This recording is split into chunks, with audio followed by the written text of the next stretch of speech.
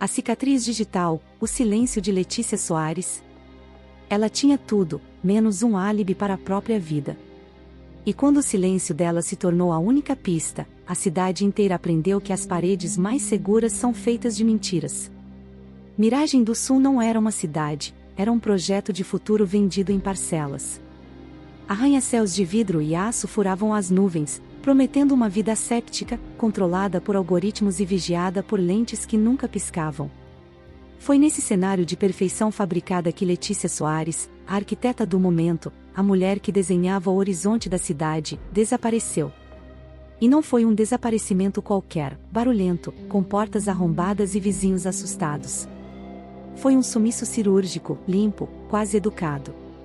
Na manhã de uma terça-feira cinzenta, a empregada encontrou a cobertura duplex vazia, a cama intocada, a cafeteira programada para um café que ninguém beberia e um silêncio que pesava mais que qualquer grito. A polícia chegou rápido, com suas sirenes e sua pressa protocolar. Os peritos, jovens e cheios de certezas tecnológicas, escanearam cada centímetro do apartamento. Nada. Nenhuma impressão digital fora do lugar. Nenhuma fibra de tecido estranha, nenhuma janela forçada. O sistema de segurança, projetado pela própria Letícia, era uma fortaleza digital que não registrou nenhuma entrada ou saída não autorizada. Era como se ela tivesse se desmaterializado, evaporado no ar-condicionado central. O caso caiu no colo do detetive Arthur Guedes, um homem que pertencia a um tempo em que pistas eram encontradas em cinzeiros e não em nuvens de dados. Guedes estava há 6 meses da aposentadoria e carregava o cansaço do mundo nos ombros, um peso que curvava sua espinha, mas não seu olhar. Ele andou pelo apartamento de Letícia com uma lentidão que irritava os policiais mais novos. Ignorou os tablets e os computadores que piscavam com informações inúteis e se concentrou no que não estava ali. O cheiro. O apartamento não tinha cheiro de vida, de pânico, de luta. Tinha o aroma artificial de um showroom. Enquanto a equipe técnica se afogava em terabytes de filmagens de segurança dos prédios vizinhos, Guedes parou diante de um vaso de orquídeas raras na sala de estar. As flores, de um roxo quase negro, pareciam alienígenas naquele ambiente estéril. Uma delas, no entanto, estava ligeiramente danificada, uma pétala minúscula, quase invisível, caída sobre o mármore frio do piso. Ele se agachou, o joelho estalando em protesto, e a recolheu com um lenço. Era um gesto anacrônico, quase ridículo no meio de tanta tecnologia, mas para Guedes, era o único fio de realidade em um novelo de abstrações digitais.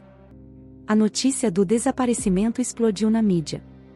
Letícia Soares era um símbolo de Miragem do Sul, bonita, rica, bem-sucedida. A personificação do sonho que a cidade vendia. As teorias se multiplicaram.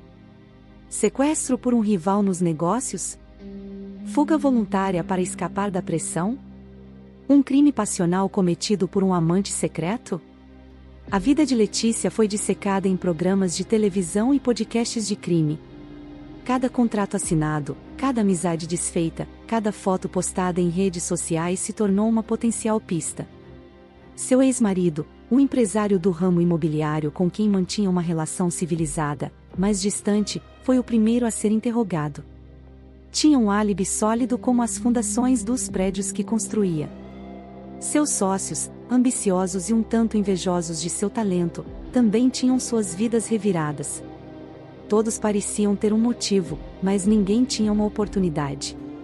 Guedes, alheio ao circo midiático, passava horas na delegacia olhando para a pequena pétala roxa guardada num saco de evidências.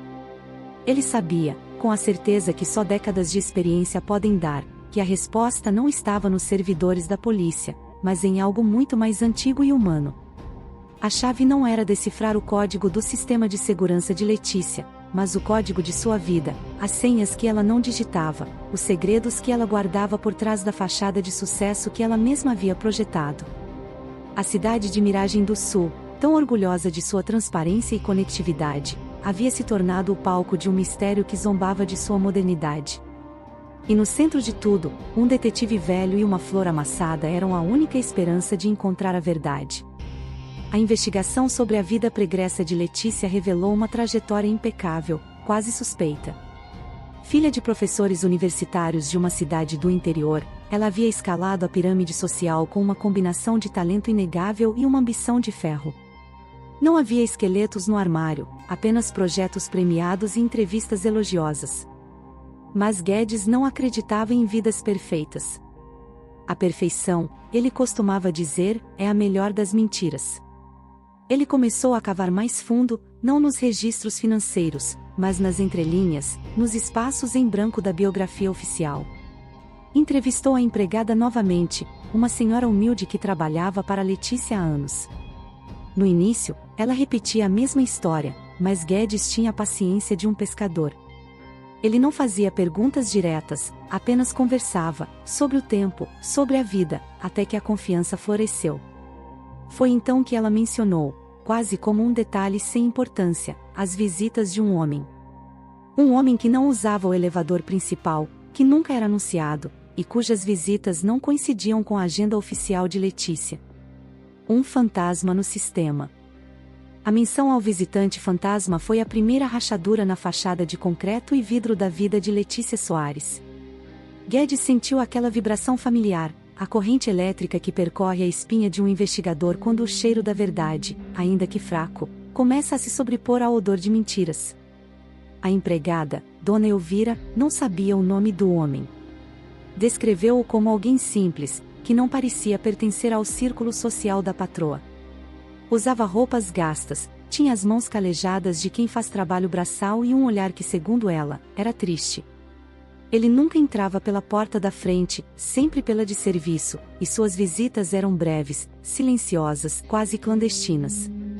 Letícia, a arquiteta que vivia sob os holofotes, mantinha uma porta dos fundos para uma vida que ninguém conhecia. Enquanto a força-tarefa continuava a analisar dados, cruzando sinais de celular e transações de cartão de crédito em busca de um padrão que não existia, Guedes pegou o caminho oposto.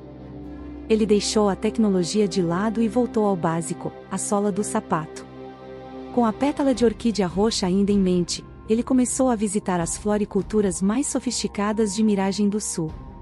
Mostrava a foto da flor em seu celular, uma imagem de alta resolução que contrastava com seu método antiquado. Ninguém reconhecia a variedade exata. Era rara, exótica, provavelmente importada sob encomenda. Era mais um beco sem saída, ou assim parecia. A frustração começava a se instalar na equipe. O caso estava esfriando, a pressão da mídia e dos superiores de Guedes aumentava a cada dia sem respostas. O desaparecimento de Letícia Soares estava se tornando mais uma lenda urbana de Miragem do Sul, um conto de advertência sobre os perigos invisíveis da cidade perfeita. Mas Guedes não desistia. Ele tinha a teimosia dos homens que viram coisas demais para acreditar no impossível. Ele voltou sua atenção para o visitante misterioso. Se ele não pertencia ao mundo de Letícia, de onde ele vinha? Guedes começou a mapear os arredores do prédio de luxo, não os condomínios vizinhos, mas as áreas esquecidas pela propaganda da prefeitura. Os bairros operários, as oficinas mecânicas, as pequenas lojas que sobreviviam à sombra dos gigantes de aço. Foi em uma pequena livraria de sebo, a poucos quarteirões do duplex de Letícia, que ele encontrou a segunda peça do quebra-cabeça. O dono, um senhor idoso de óculos grossos, reconheceu a foto de Letícia. Ela não era uma cliente regular, mas havia estado lá algumas vezes, sempre procurando por livros específicos, poesia clássica, edições antigas de filósofos esquecidos. Um gosto literário que não combinava em nada com a imagem pública da arquiteta pragmática e futurista. Guedes perguntou se ela vinha acompanhada. O livreiro hesitou, depois confirmou. Às vezes, um homem a esperava do lado de fora. A descrição batia com a de Dona Elvira, simples, mãos calejadas, olhar melancólico. O detetive sentiu que estava se aproximando. Letícia não tinha uma vida dupla, ela tinha vidas paralelas, universos que não se tocavam. Um de sucesso e vidro, outro de poesia e silêncio. A conexão entre esses mundos era a chave. A investigação da orquídea, que parecia um fracasso, de repente ganhou um novo sentido. Guedes mudou a pergunta. Em vez de procurar quem vendia aquela flor, ele começou a investigar quem a cultivava. Isso o levou para longe do centro de Miragem do Sul, para a zona rural que circundava a metrópole, onde pequenas chácaras e estufas resistiam ao avanço do concreto. Foi lá, em uma estufa modesta, gerida por uma família de imigrantes japoneses, que ele encontrou não apenas fileiras da orquídea roxa negra, mas também o nome do homem que as comprava. O nome dele era Jonas. Um jardineiro. Um homem que cuidava dos jardins verticais de alguns dos prédios mais luxuosos da cidade, incluindo, ironicamente, um projetado por Letícia, embora não o que ela morava. Jonas não tinha antecedentes criminais, levava uma vida discreta e quando Guedes o encontrou, ele estava podando um bonsai com a delicadeza de um cirurgião. Ao ser confrontado com a foto de Letícia, Jonas não negou. Seu rosto se fechou em uma máscara de dor. Ele era o visitante misterioso. Ele era o amante. A história que ele contou a Guedes, no ambiente úmido e perfumado da estufa, era um antídoto para a narrativa fabricada pela mídia. Ele e Letícia se conheceram anos antes, quando ela estava no início da carreira. Ele era o jardineiro do primeiro prédio que ela projetou. A atração foi imediata, um encontro de dois mundos que se fascinavam mutuamente. Ela, com sua mente brilhante e sua ambição, e ele com sua conexão com a terra e sua paz interior. O romance era o segredo mais bem guardado dela. Um refúgio da pressão, da falsidade de seu círculo social. As visitas secretas, os encontros em livrarias, os presentes de orquídeas raras que ele mesmo cultivava, tudo fazia parte de um mundo que eles construíram só para os dois. Na noite do desaparecimento, eles haviam brigado. Uma briga feia, sobre o futuro. Jonas queria que ela largasse tudo, que fossem viver uma vida simples, longe de Miragem do Sul. Letícia, presa na engrenagem do sucesso que ela mesma criara, não conseguia se ver abrindo mão de seu império. Ele foi embora, magoado, deixando-a sozinha no apartamento. Ele era o suspeito perfeito. Tinha um motivo, a oportunidade, e a mentira de sua existência secreta o tornava culpado aos olhos de qualquer júri. Ele foi detido. O caso parecia resolvido. A mídia celebrou a eficiência da polícia. O amante pobre e rejeitado que em um acesso de raiva, mata a mulher rica e poderosa. Era um roteiro clássico, quase confortável em sua previsibilidade. Mas para Guedes, algo ainda não se encaixava. A dor nos olhos de Jonas era genuína demais. E a cena do crime, a ausência total de vestígios, não combinava com a explosão de um crime passional.